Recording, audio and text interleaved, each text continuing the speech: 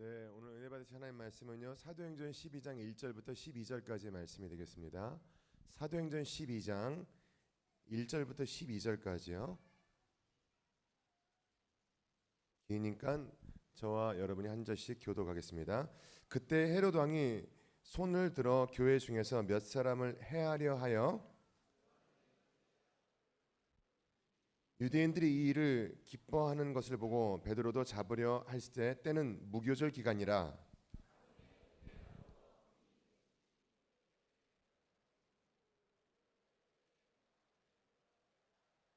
이에 베드로는 옥에 갇혔고 교회는 그를 위하여 간절히 하나님께 기도하더라.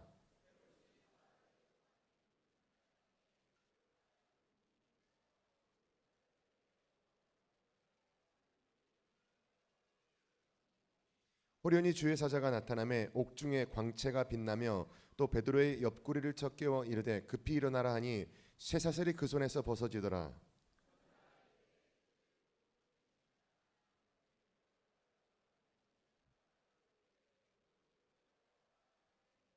베드로가 나와서 따라갈새 천사가 하는 것이 생시인 줄 알지 못하고 환상을 보는가 하니라.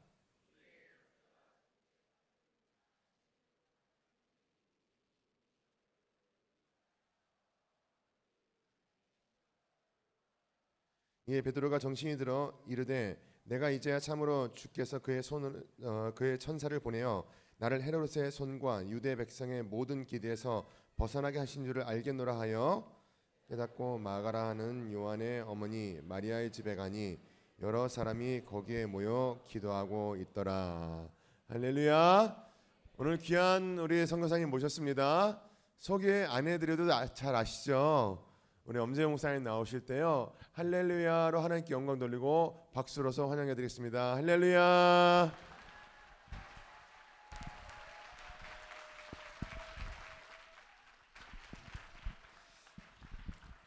영광은 하나님께만 돌리는 겁니다.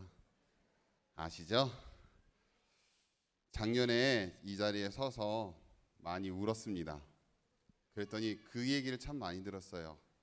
목사님 참 힘드셨나 봐요. 사람이 많이 그리우셨나 봐요. 저희들 보니까 너무 그렇게 풀렸나 봐요. 얘기하시는데 그 의미가 아니라 여러분과 2년의 삶을 지나면서 함께 치열하게 믿음 안에서 살아왔던 흔적들이 마음 가운데서 또 생각 가운데서 스쳐 지나가다가 그만 찬양팀이 그때 주님 한 분이면 나는 되네라는 그 찬양을 부르는 바람에 그냥 마음이 많이 무너졌고 많이 그랬었습니다. 근데 오늘은 중보기도도 요청했고 울지 않도록 많이 부탁한다고 여러분들에게 요청도 했고 또 작정하고 이 자리에 섰습니다. 오늘은 울지 않고 함께 웃으며 나가겠습니다. 한번 따라 하시겠습니다. 우리의 생각과 다른 하나님의 뜻. 우리의 생각과 다른 하나님의 뜻. 이와 같은 제목으로 여러분과 함께 은혜를 나누기를 원합니다. 스데반이 순교한 이후에 12장에 이르러 또다시 예루살렘 교회에 어두운 그림자가 드리워지게 되었습니다. 이스라엘을 다스리던 헤롯에 의해 초대교회의 지도자였던 사도 야고보가 그만 참수형을 당하게 된 것이지요. 오늘 본문 1절과 2절은 이렇게 기록하고 있습니다. 함께 눈으로 따라와 주시기 바랍니다. 그때 헤롯 왕이 손을 들어 교회 중에서 몇 사람을 해하려 하여 요한의 형제 야고보를 칼로 죽이니. 야고보는 칼로 목베임을 당함으로 초대교회에서 첫 번째로 순교하는 사도가 되었습니다. 그런데 야고보의 죽음은 성경의 내용을 살펴볼 때에 그의 죽음은 합법적인 것이 아니라 불법적인 것이었습니다. 당시 유대인들은 사형에 처하게 되면 하나같이 스데반처럼 돌로 쳐 죽이게 되었었지요. 만약에 로마법을 따르는 것이라면 바울과 같은 로마의 시민권이 있을 때에는 참수형을 당하는 가장 쉬운 사형의 제도를 당하지만 이방인이었던 유대인들에게는 목베임을 당하는 참수형은 허락되지 않았고 십자가 형틀이나 아니면 동물에게 물려 죽거나 이처럼 처참하고 고통 가운데 죽어야만 되는 형벌들이 있었는데 야고보는 참수형을 당하게 됐습니다. 헤롯이 자신의 정치적인 뜻을 이루기 위하여서 유대인들의 마음을 사기 위하여서 자신의 신분의 한계를 극복하고 이스라엘에게 인정받기 위해서 그가 저지른 정치적인 모함이었던 것이지요.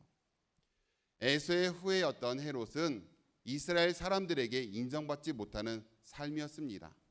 그런데 왕으로서 그들을 다스리며 이끌어 나가기 위해서는 그들의 지지와 그들의 마음이 필요했기 때문에 유대인들이 싫어하는 교회의 지도자들을 죽이려고 했고, 그 중에 야고보가 붙잡히게 되어서 목배임을 당하게 되었던 것이지요. 이에 3절과 4절은 이렇게 말합니다. 유대인들이 이 일을 기뻐하는 것을 보고 베드로도 잡으려 할세. 때는 무교절 기간이라.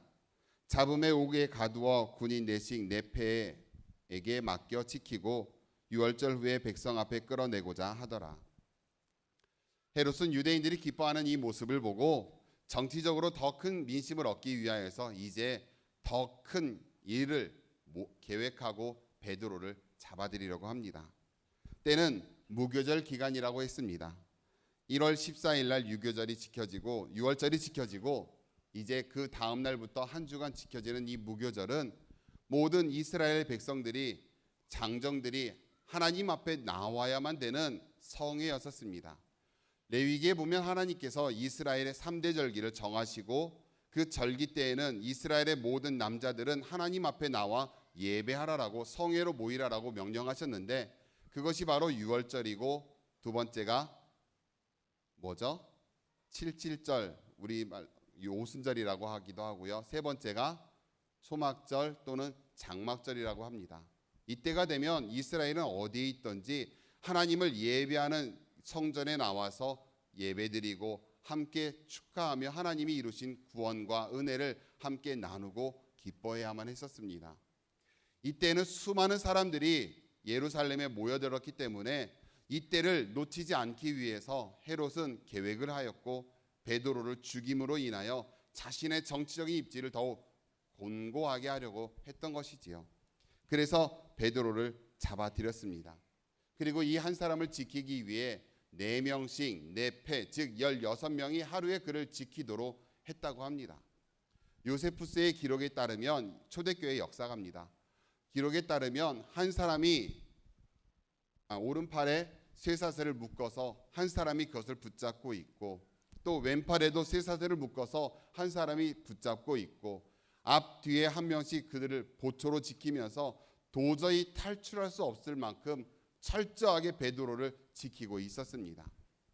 왜냐하면 사도행전 4장과 5장에 보면 베드로를 잡았지만 하나님의 은혜로 그가 풀려나고 또는 감옥에서 노임을 받게 되는 은혜를 누렸기 때문에 이번만큼은 놓치지 않겠노라라고 헤롯이 불을 켜고 지켰던 것이지요. 그렇게 삼엄한 경비 속에서 베드로가 꼼짝없이 감옥에 갇혀 있었습니다. 6절에서부터 9절을 우리 같이 보겠습니다. 함께 읽어보겠습니다. 시작. 헤롯이 잡아내려고 하는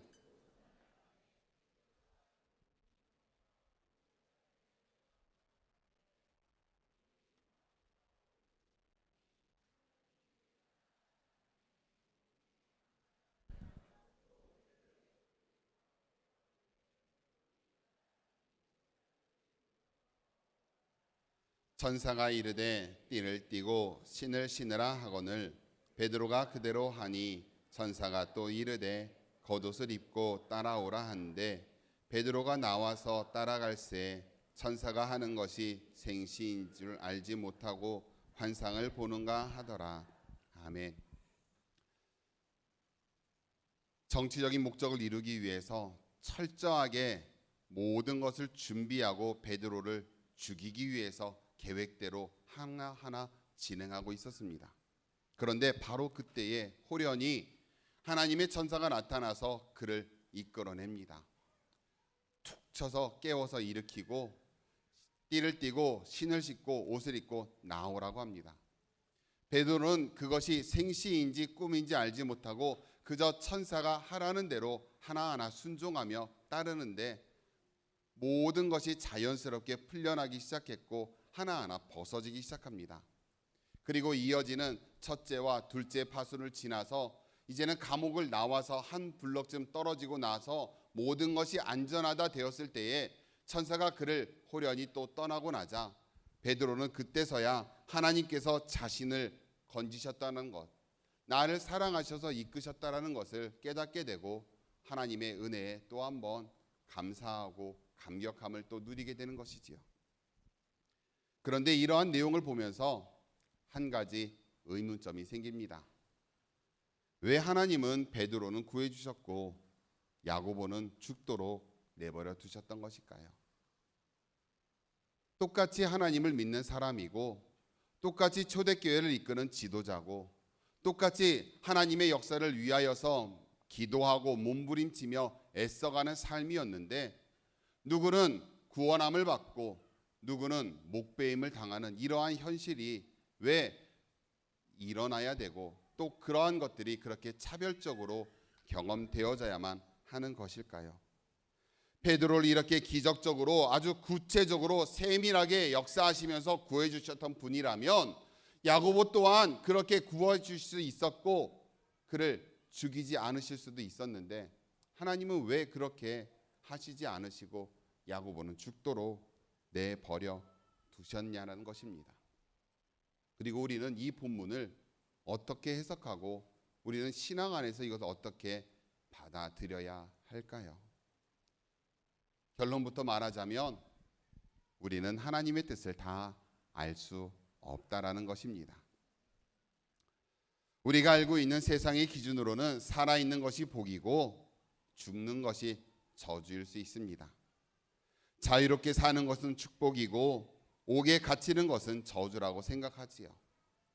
그러나 영적인 기준으로 볼 때는 삶과 죽음이 사람의 지혜에 달려있는 것이 아니라 오로지 하나님의 손에 달려있고 하나님의 뜻 안에서 우리가 이끌려져 가고 있다는 것을 우리는 받아들이고 믿어야 한다는 것입니다. 아직 우리가 이 땅에 남겨져 있는 이유는 제가 생각할 때는 크게 두 가지인 것 같습니다. 하나는 아직 하나님의 때가 아니라는 것이지요. 내가 아직 하나님 앞에 설 수 있을 때가 아니라는 것입니다. 우리는 이 때를 살아가면서 우리가 지켜야 되는, 가져야 되는 태도는 내가 하나님 앞에 서고자 몸부림치며 나의 삶을 주님께로 이끌어 나가기 위하여 끊임없이 하나님의 뜻 안에 서기 위하여 몸부림치는 나의 삶의 생활을 이루어야 한다는 것이지요. 신앙 안에서도 인격적으로도 우리가 주님의 말씀을 듣고 그 말씀을 머리에 아는 것에 그치는 것이 아니라 내 삶을 통하여 끊임없이 흘러내고 하나님의 역사가 전달될 수 있도록 내 마음을 다하여 삶을 다하여 하나님의 뜻을 구하며 그 뜻을 위하여 내 삶을 끊임없이 내려놓는 모습이 필요하다는 것입니다.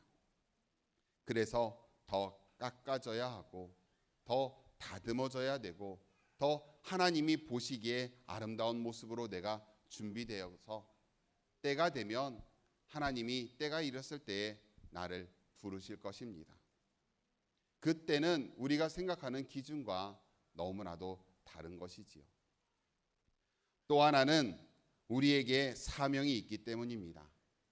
하나님이 베드로를 감옥에서 꺼내신 것은 베드로를 통하여서 이루고자 하시는 하나님의 특별한 목적, 즉 하나님의 미션이 있었다라는 것이지요.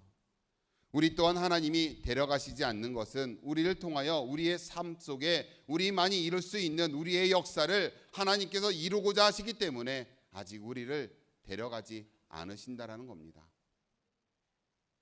우리가 삶을 이어가면서 하나님의 자녀로서 하나님의 뜻을 알고 하나님의 말씀 안에서 새롭게 이끌려짐을 통하여 내가 하나님과 함께 연결되고 그 뜻을 위하여 살고자 나아가는 우리의 고백을 하나님은 듣기를 원하신다라는 것이지요. 영적인 가치와 세상의 가치를 혼돈해서 그릇되게 생각하지 않아야 될 이유가 있습니다. 하나님의 기준과 우리의 기준은 분명히 다릅니다. 하나님은 베드로를 사랑하셔서 구해내셨습니다. 그러나 더 중요한 것은 베드로를 통하여 이방 땅에 번져가기 시작할 초대교회의 역사와 그리고 하나님의 확정할 역사가 아직 남아있기 때문에 하나님은 그를 통해 삶을 이어가게 하셨다라는 것이지요. 사도 야고보의 죽음에도 불구하고 12장 24절에 보면 이렇게 기록하고 있습니다. 하나님의 말씀은 더욱 흥왕해졌다라고 이야기합니다. 우리는 생각합니다. 야고보가 살아 있어야만 초대교회가 더 왕성해지고 야고보가 있어야만 교회가 더욱 든든해지며 그를 통하여 하나님의 역사가 우리와 함께 이루어질 거라고 생각하는데 하나님의 뜻은 그렇지 않았다라는 것입니다. 그가 살아있던 죽었던 하나님께서는 그것이 중요한 것이 아니라 하나님의 역사는 계속해서 흘러가고 있고 그것에 반응하는 나를 통하여 그 모습을 통하여 하나님의 역사는 끊임없이 움직여지고 있다는 것이죠. 중요한 것은 내 삶 가운데 역사하시는 하나님을 내가 지금 만나고 있느냐 그렇지 않느냐가 중요한 것이지 하나님의 불공평함을 지적하고 판단하고 평가하는 우리의 모습이 되어서는 안 된다는 것입니다. 교회에 어려운 일이 있고 삶에 무너짐이 있고 여러 가지 환경의 아픔이 있을 때마다 우리는 모든 기준이 내가 되어서 판단합니다. 내가 하나님 앞에 이렇게 헌신했고 이렇게 예배했고 이렇게 나아가는데 하나님은 왜 나를 이렇게 힘들게 하시냐며 모든 기준을 나에게 두죠. 그런데 우리가 가져야 되는 진정한 믿음의 태도는 나에게서 시작하는 것이 아니라 하나님으로부터 시작되어야 된다는 것이죠. 내가 지금 하나님을 경험하고 있는지, 내가 지금 하나님을 붙잡고 있는지, 그 속에서 역사하시는 하나님을 나는 정말로 만나고 있는지, 나의 위기와 아픔이 정말로 하나님께서 쓰시고자 하시는 과연 어떠한 도구로 내 삶 가운데 영향을 미치는지는 기대하지 않고 그저 내가 불편하니까, 내가 힘드니까, 내가 어려우니까 모든 것이 거부되어지고 모든 것이 불편하다라고 그렇게 판단하고 내 신앙마저도 무너지게 되는 것입니다. 사랑하는 우리 작년 이제 대교구죠. 대교구 지체 여러분. 여러분의 삶 가운데 하나님은 끊임없이 여러분을 통하여 일하시길 원하시고 여러분의 그 가정과 모든 삶의 일터와 그 현장을 통해서 여러분과 함께 하나님의 하나님 되심을 나타내길 원하십니다. 우리가 지켜야 되는 모습은요, 왜 하나님이 내게 이렇게 하셨을까? 왜 하나님이 나를 이렇게 어렵게 만드셨을까가 아니라 하나님은 과연 이 과정을 통해서 내게 무엇을 말씀하기를 원하시는 것일까? 과연 나는 이러한 상황에서 어떻게 반응하고 어떻게 하나님 앞에 순종해야 하는가여야 합니다. 제가 그랬습니다. 처음 발령받고 미국에 가서 현실적으로 눈으로 경험한 것은 여러분이 작년에 보셨던 것처럼 처참한 현실과 무너짐과 비샘과 곰팡이와 벼룩의 습격이었습니다. 모든 것이 불평할 만한 조건이었고 모든 것이 이건 아니다라고 이야기해도 모두가 인정할 만큼 합리적인 조건을 가진 나로 하여금 모든 것을 거부하고 떠날 수 있을 합리적인 이해를 모두에게 요구할 수 있는 조건들이었습니다. 쉽지 않았습니다. 마음도 많이 무너졌던 건 사실입니다. 도대체 왜? 내가 왜? 모든 것이 나에게 집중되고 모든 것이 내가 경험하는 것에 집중되다 보니까 끊임없이 계속해서 불평만이 일어나게 됩니다. 하나님 앞에 열심히 살고자 노력했고 끊임없이 여러분과 함께 믿음의 역사를 키우며 뭔가 해보려고 하는데 왜 내게 이런 일이 일어나는 것이냐라는 아픔이 있었지요. 그런데 내 마음 가운데 들려지는 목소리가 있습니다. 하나님을 붙잡지 않고 사람을 바라보는 나의 어리석음을 깨닫게 해주십니다. 하나님이 함께 하신다라는 것을 늘 경험하고 고백하며 전하였던 삶이었지만 정작 환경과 여러 가지 조건들이 내 생각대로 이루어지지 않자 저 역시도 무너졌다라는 것에 하나님께 많이 죄송하게 되고 하나님께 회개하게 되었지요. 그러면서 하나하나 회복하시는 하나님을 경험하게 되고 여러분께 보여드린 그 이후로도 많은 역사가 계속해서 일어나고 있습니다. 어느 날 전혀 모르는 사람이 와서 2만 불을 그러니까 헌금하면서 교회에 콘크리트로 주차장을 깔아주기도 하고, 하나하나 세심하게 모든 것들을 만져가시는 하나님을 경험하게 되면서 또 그런 기적들을 누리게 되면서 하나님 앞에 감사하게 되었습니다. 그런데 여러분께 똑같은 조건에서 다시 한번 물어보겠습니다.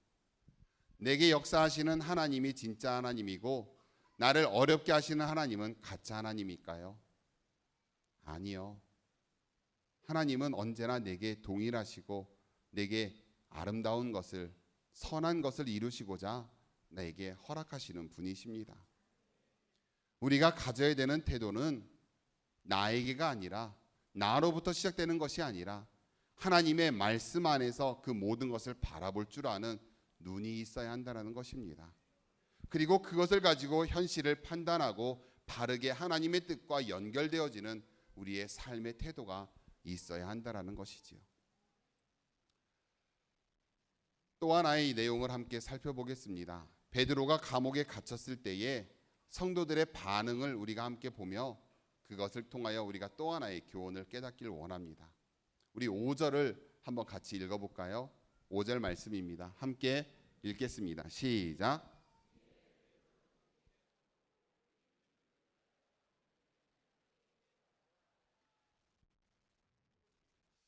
예루살렘 교회가 절체절명의 위기에 빠지게 되자 성도들은 하나님 앞에 엎드리는 것으로 시작하게 됩니다. 바른 선택을 이루었지요. 그들은 세상과 사람을 바라보지 않고 하나님을 선택하며 엎드렸습니다. 물론 그들에게는 힘이 없었습니다. 모든 것이 눈에 보이고 이제 베드로는 죽을 것이라는 것을 알 만큼 현실과 상황은 철저하게 그들을 고립시켰고, 그들을 구원할 수 있을 만한, 그들을 도와줄 만한 아무 정치적인 능력도 세력도 없다라는 것을 그들은 알았고 그게 현실이었습니다. 그렇기 때문에 더욱 하나님 앞에 엎드렸는지도 모르겠습니다. 그런데 이들의 기도를 하나님께서 들으시고 응답해 주셨습니다. 12절은 이렇게 말합니다. 베드로가 모든 것을 깨닫고 마가라 하는 요한의 어머니 마리아의 집에 가니 여러 사람이 거기에 모여 기도하고 있더라. 베드로는 자신을 걱정하는 사람들을 생각하며 그들이 모여서 기도할 만한 장소로 베드로는 갔지요. 그리고 문을 두드립니다. 내가 왔다라고, 하나님의 은혜 안에서 기적적으로 내가 탈출했노라라고 그들에게 고백하고 알려주기 위해서 한시 앞에 그들에게 다가갔습니다. 마침 베드로의 목소리를 들었던 로데라는 여종이 너무나도 기뻐서 기도하는 사람들에게 이야기하죠.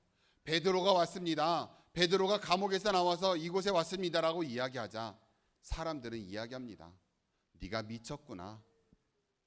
아니면 네가 너무나도 착각해서 그러니까 하나님께서 보내신 천사를 네가 베드로로 착각했구나라며 오히려 로데라는 여종을 나무라지요. 여러분은 어떻게 생각하세요?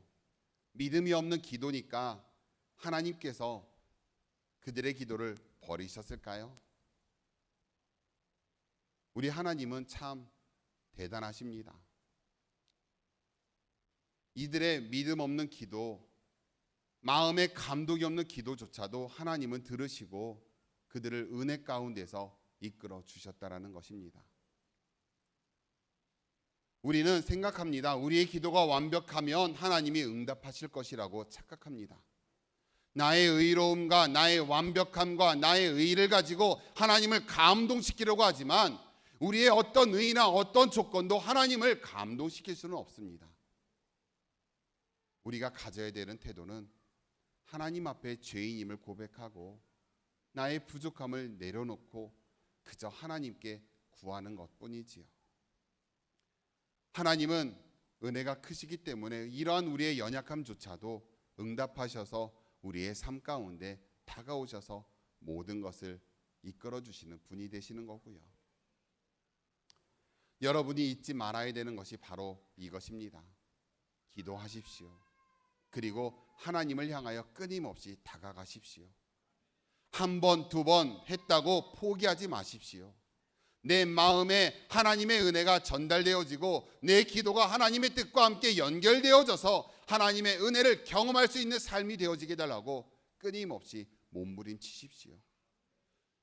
비록 믿음이 없는 기도였지만 그들의 간구는 하나님의 뜻과 연결된 기도였기 때문에 하나님은 그들의 기도를 들으시고 응답해 주셨습니다.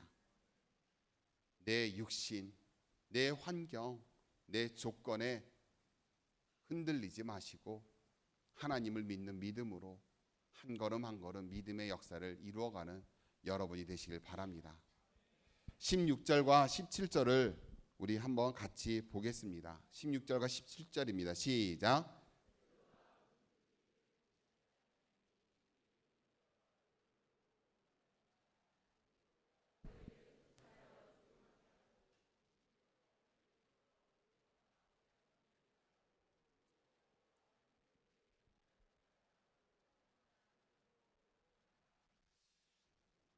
저는 이 말씀을 보면서 한 가지 의문이 들었습니다. 베드로가 초대교회 성도들을 함께 만나고 그들과 권면하면서 자신이 경험한 하나님을 증거하고 난 다음에 한 일은 그곳을 떠나는 것이었습니다. 왜 떠났을까요? 만약에 저라면 이렇게 했을 겁니다. 불의 사자, 기적적으로 탈출하다. 그렇죠? 부제로 사람이 가두었으나 하나님이 건지신 아들 이렇게 딱 쓰면서 포스터를 붙이고 온 동네방네에 하나님께서 내게 역사하신 하나님을 증거하고 하나님의 말씀을 선포하는 일에 나를 던졌을 것입니다. 그런데 베드로는 또 하나님은 그를 그렇게 두지 않으셨습니다. 하나님은 영화의 한 장면처럼 멋지게 이 베드로를 탈출시키신 다음에 그를 그냥 사라지게 만드셨다라는 것이지요. 그리고 사울과 바나바 시대로 접어들게 하셨고 예루살렘 교회의 시대가 막을 내리면서 이방인을 위한 안디옥 교회가 다시금 쓰임받게 하셨다라는 겁니다.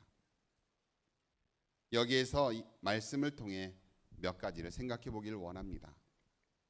사람들은요, 기적을 경험하면 그 기적이 날마다 경험되어지기를 소망합니다.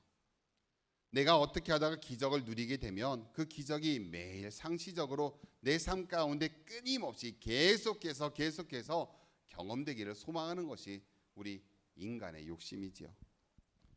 신앙생활을 하다 보면 어떤 비상한 경우에 하나님이 은사도 주시고 은혜를 주시기도 합니다. 저도 그랬습니다. 갑상선의 혹도 하나님께서 사라지게 해주셨고 육신의 여러 가지 모습도 또 삶의 여러 가지 위기도 하나님께서 불러주셔서 그 음성을 들음으로 인하여 내가 위험을 벗어날 수 있는 은혜도 많이 경험했었습니다. 그런데 그러한 기적은 날마다 일어나지 않는다라는 것이지요. 기적을 체험하고 그 기적의 목적이 완성되면 하나님은 우리로 하여금 다시금 고난의 현장으로 내 삶의 자리로 나와 함께 역사하시는 하나님이 나를 통하여 새롭게 이끌어 가실 그 삶의 현장으로 우리를 밀어 넣으신다라는 것입니다. 베드로의 모습이 바로 그랬습니다. 하나님께서 그를 통하여 역사하신 이후에 그로 하여금 다시금 세상 속으로 던지시며 하나님의 뜻을 그를 통하여 펼쳐내시는 것이죠. 이것을 이해하지 못했던 사람이 엘리야였습니다.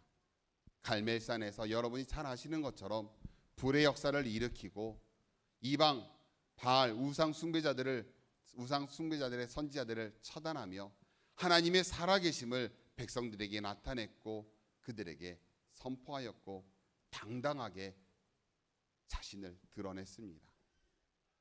이제 모든 것이 게임은 끝났다라고 생각했고 이제 이스라엘은 하나님의 뜻 안에서 돌아올 것이라고 판단하며 자신 있게 왕궁에 들어가서 하나님의 뜻을 전했지요.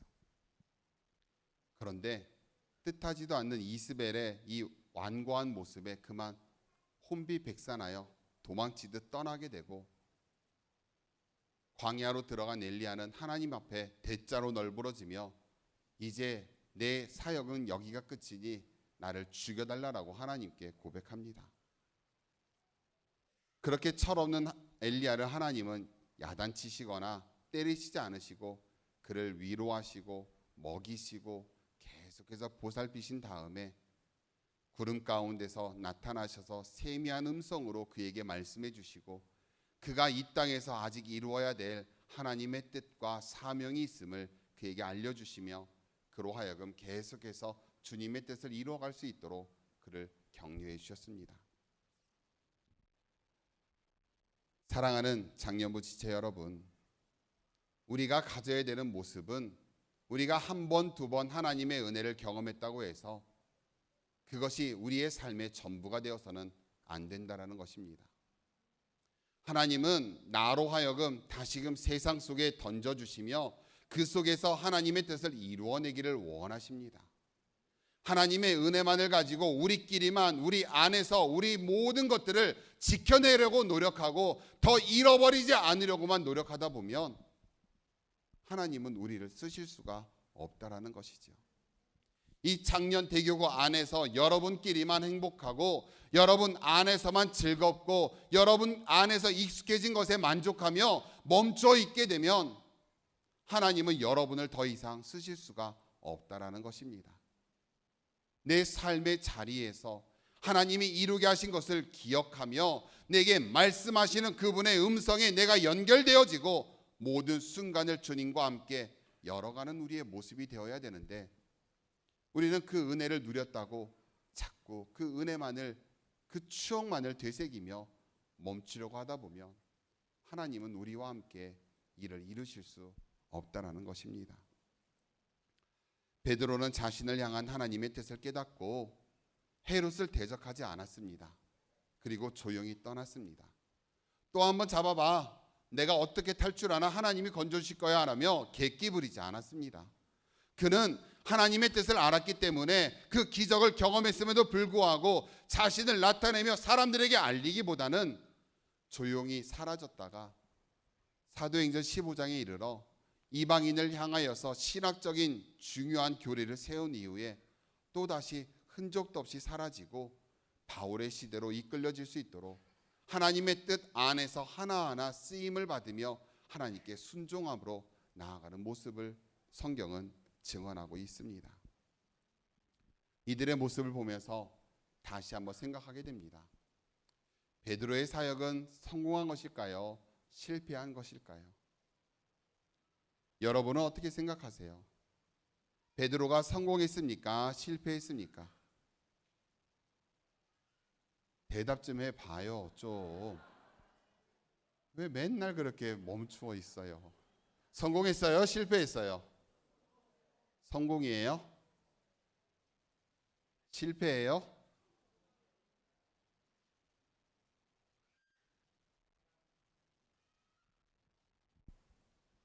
성공과 실패가 중요한 것이 아니라 하나님께 쓰임 받았다라는 그것이 중요하다라는 것.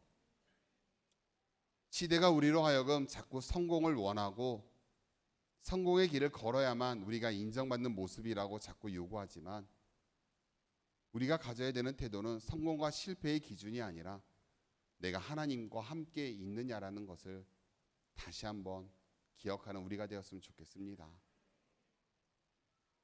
하나님이 나와 함께 역사하시면 그것이 세상이 말하는 성공이 아니라 하나님이 기뻐하시는 모습입니다. 요셉을 통하여 성경은 끊임없이 말하는 것이 있습니다. 그가 하나님이 함께 하심으로 그가 어떻게 되었다고요? 형통하였다라고 이야기합니다. 우리가 생각할 때는 감옥에 있는 것이 형통이 아닙니다. 억울함이 풀려나는 것이 형통입니다. 그가 고통당하는 것은 형통이 아니라 저주이고, 모든 것에서 풀려나서 능력 있는 삶으로 다시 인정받는 것이, 자유의 몸을 누리는 것이 형통이라고 생각하지만 성경은 절대 그것을 기준으로 삼지 않습니다. 내가 누리는 것이 기준이 아니라 내가 누구와 함께 있는가가 기준이 된다라는 것이지요. 이제 예배를 마치고 또 기도원에 가서 열렬히 부르짖으며 기도하실 여러분, 여러분이 원하는 것을 이루고자, 그 정욕과 욕심을 이루고자 기도하는 제목에서 하나님의 뜻을 알고자 하는 모습으로 바뀌어졌으면 좋겠습니다. 기도의 제목이 내 뜻을 위하는 것이 아니라 하나님의 뜻을 위하여 내가 헌신되어지고 쓰여지는 것에 내 삶을 던지는 여러분의 모습이 되기를 주님의 이름으로 부탁드립니다. 더 하고 싶은데 목사님이 2시 4분까지 끝내라고 하셨습니다. 오늘은 선배님이기 때문에 약속을 지켜야 합니다. 이동주 목사는 제 후배였기 때문에 제 마음대로 할 수 있지만 선배님이시기 때문에 제가 지켜야 합니다. 하고 싶은 말도 많고 여러분과 나누고 싶은 말도 많지만 한 가지만 다시 한번 당부드립니다. 모든 기준을 내가 아니라 하나님의 말씀에 두십시오. 그리고 하나님의 뜻을 구하며 함께 기도하며 몸부림치십시오. 나로 하여금 기적을 누리게 하시는 그분, 또 기적을 안 누리면 어떻습니까? 성공과 실패가 내가 경험하는 것이 아니라 하나님이 나와 함께 하시는데, 그러니까 아프면 어떻고 힘들면 어떻고 어려우면 어떻습니까? 솔직히 속상합니다. 맞습니다. 힘든 거 싫습니다. 그런데 진짜로 합력해서 선을 이루시는 하나님은 나로 하여금 그 자리에 나를 그냥 두지 않으신다라는 것을 또 한 번 경험하게 되었습니다.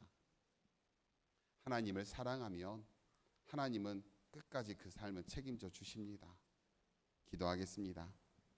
사랑의 주님, 우리가 주님을 구하고 주님만을 바라며 주님께만 붙들려지는 삶이 되길 원합니다. 수없이 성경에서 증거하는 믿음의 선진들의 모습을 보며 우리 또한 하나님의 뜻을 구하고 함께 연결되어지는 삶으로 우리가 결단하고 또 그렇게 고백하고 또 그렇게 살아내길 원합니다. 아버지 하나님, 우리의 고백을 들으시고 응답하여 주옵소서. 우리 장년대교구 식구들 한 사람 한 사람의 마음을 붙잡아 주시사 저들의 삶의 무거움을 깨뜨려 주옵시고 육신의 연약함을 깨뜨려 주옵시며 하나님의 은혜 안에서 함께 붙들려지고 함께 이끌려지며 함께 삶을 열어가는 믿음의 모습이 될 수 있도록 주가 이끌어 주시옵소서. 우리는 너무나도 연약합니다. 우리는 너무나도 부족합니다. 그러나 우리의 의가 아니라 우리와 함께 역사하시는 성령의 도우심을 통하여 우리가 다시 한번 힘을 내길 원하오니 하나님, 우리와 함께 뜻을 이루어 주옵시고 우리를 통하여 영광 받아 주시옵소서. 감사드리며 예수님의 이름으로 기도드립니다.